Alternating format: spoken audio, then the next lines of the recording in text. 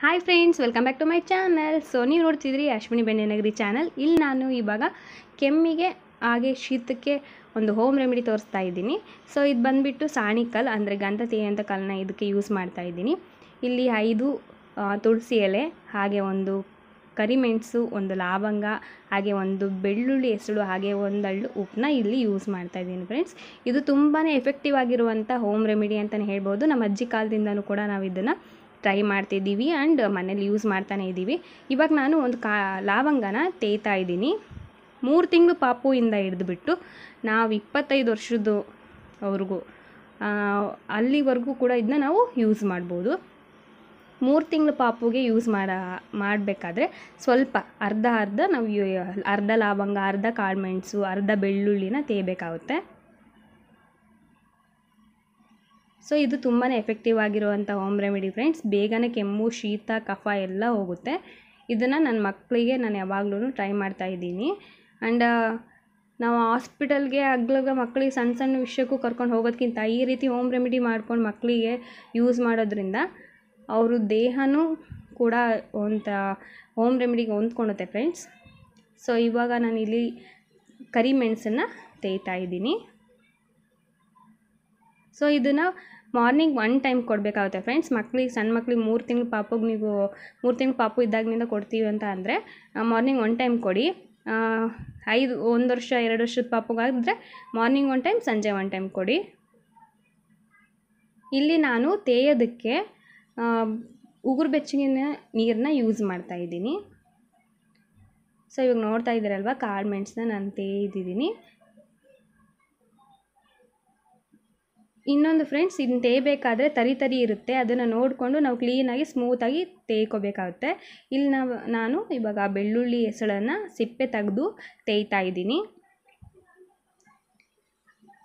ಅದು ಏನಾದರೂ ಹೆಸಳು ಹಾಗೆ ಉಳಿದ್ಬಿಟ್ರೆ ಮಕ್ಕಳು ಗಂಟಲಲ್ಲಿ ಸಿಕ್ಕೊಳ್ಳುತ್ತೆ. ಸೊ ಅದಕ್ಕೆ ಸ್ವಲ್ಪ ನೋಡಿಕೊಂಡು ಕ್ಲೀನಾಗಿ ಸ್ಮೂತಾಗಿ ಅದನ್ನು ತೇಯ್ಕೋಬೇಕಾಗುತ್ತೆ ಫ್ರೆಂಡ್ಸ್. ಸೊ ಇದು ತುಂಬಾ ಎಫೆಕ್ಟಿವ್ ಆಗಿರೋಂಥ ಹೋಮ್ ರೆಮಿಡಿ ಫ್ರೆಂಡ್ಸ್. ಎಲ್ಲರೂ ಕೂಡ ಟ್ರೈ ಮಾಡಿ.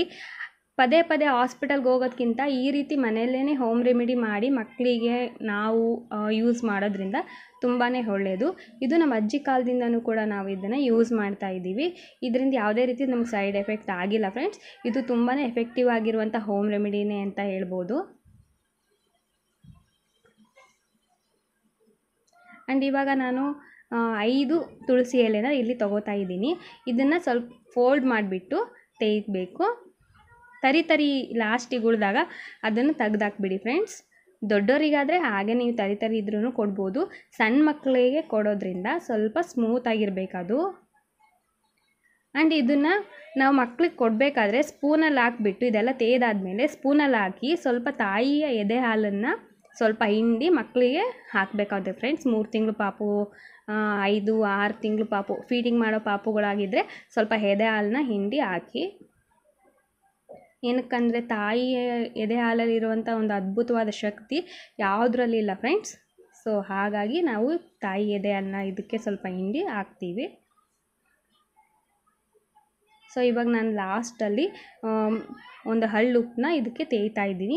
ಹಾಗೆ ಲಾಸ್ಟಿಗೆ ನಾನು ಹೇಳಿದ್ನಲ್ಲ ಫ್ರೆಂಡ್ಸ್, ಫುಲ್ ಸ್ಮೂತಾಗಿ ಆಗಿರಬೇಕು. ತರಿ ಇದ್ದರೆ ಆ ರೀತಿ ತೆಗೆದು ಬಿಡಬೇಕು. ಆದಷ್ಟು ಕೈಯಲ್ಲಿ ನಾವು ಸ್ಮೂತಾಗಿ ತೇಯ್ಕೋಬೇಕಾಗುತ್ತೆ ಫ್ರೆಂಡ್ಸ್.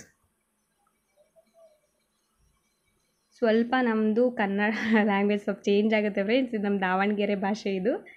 ಸೊ ಇವಾಗ ಇದು ರೆಡಿಯಾಗಿದೆ. ಇದನ್ನ ನಾನು ಒಂದು ಸ್ಪೂನಲ್ಲಿ ಟ್ರಾನ್ಸ್ಫರ್ ಮಾಡ್ತಾ ಇದ್ದೀನಿ.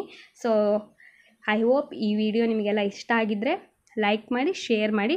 ಯಾರಾದರೂ ಸಬ್ಸ್ಕ್ರೈಬ್ ಮಾಡದೆ ನೋಡ್ತಾ ಇದ್ದರೆ ಪ್ಲೀಸ್ ನನ್ನ ಚಾನಲ್ ಸಬ್ಸ್ಕ್ರೈಬ್ ಆಗಿ. ಆ್ಯಂಡ್ ಇದೇ ರೀತಿ ಹೊಸ ವೀಡಿಯೋಸ್ನ ನಿಮ್ಮ ಮುಂದೆ ತರೋದಕ್ಕೆ ಇಷ್ಟಪಡ್ತೀನಿ.